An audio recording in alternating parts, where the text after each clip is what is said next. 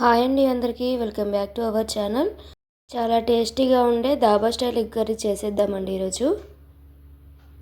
దానికోసం ముందుగా ప్యాన్ పెట్టి 4 టేబుల్ స్పూన్ ఆయిల్ హీట్ అయ్యాక బాయిల్ చేసిన ఎగ్స్ ఘాట్లు పెట్టుకొని ఆయిల్లో వేసుకొని ఫ్రై చేయాలి. కొంచెం సాల్ట్ పసుపు వేసుకొని బ్రౌన్ కలర్ వచ్చే వరకు ఎగ్స్ని ఫ్రై చేసుకోవాలి.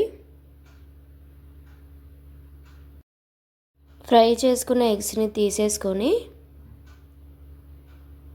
అదే ఆయిల్లో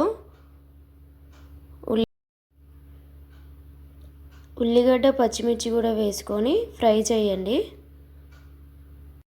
తర్వాత ఒక పెద్ద ఉల్లిపాయని మిక్సీ పట్టుకొని పేస్ట్ వేయండి.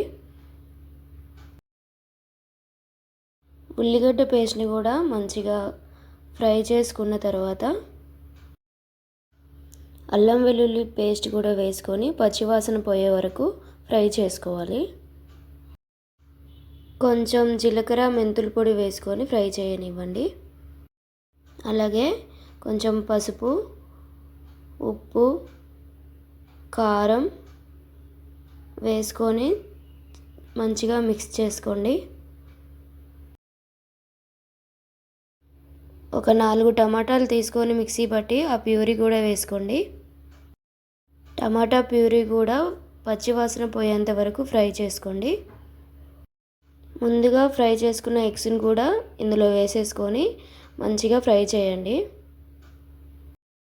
ఆ మసాలా అంతా ఎగ్స్కి పట్టాక కొంచెం చింతపండు పులుసు కూడా వేసుకోండి.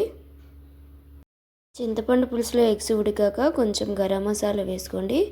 Thank you for watching.